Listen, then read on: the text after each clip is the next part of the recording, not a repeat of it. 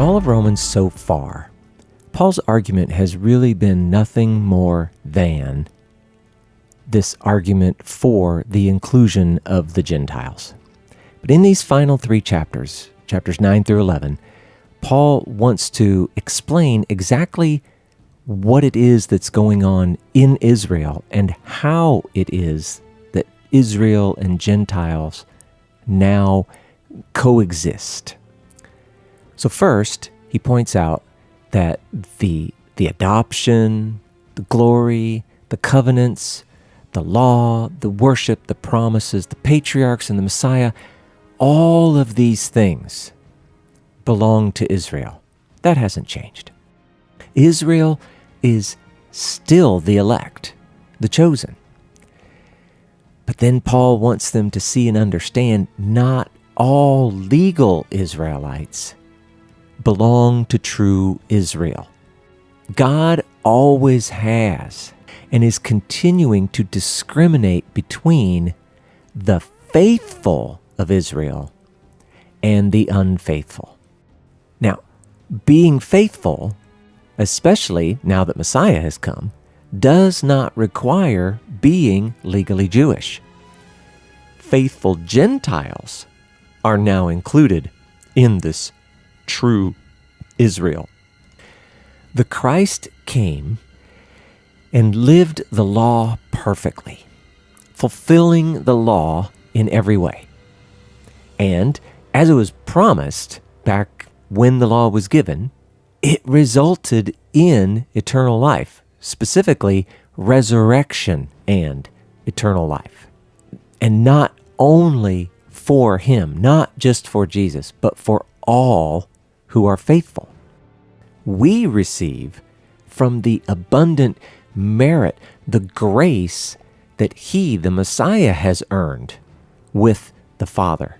It was his life and his undeserved suffering and his undeserved death that accrued all of this grace that we now benefit from. Israel has not been rejected, but God is working through a remnant of Israel, just as he has done before. The rest of Israel has been hardened to this revelation of Messiah, just as it was foretold. The branches, metaphorically, the branches of unbelieving Israel have been broken off. And, metaphorically, the branches of the believing Gentiles have been grafted in. Faithful Gentiles are now like honorary members of Israel. They're part of the commonwealth of Israel and will be included as God fulfills all the promises to Israel. It's unbelieving Israel's disobedience that brought this mercy to a disobedient world. And that is represented by the believing Gentiles. And in the same way, God will have mercy on Israel's disobedience in a coming generation. And all will believe, all of that generation of Israel.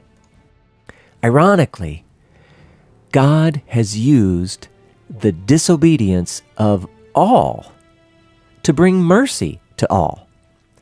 And again, it's not a statement of universalism unless you think of it as universal availability, and it most certainly is that. And so here, Paul brings to a close his argument in all of Romans 1 through 11. And I stated it before, I'll state it again. He's really only arguing for inclusion of the Gentiles into the kingdom without having to convert and become legally Jewish.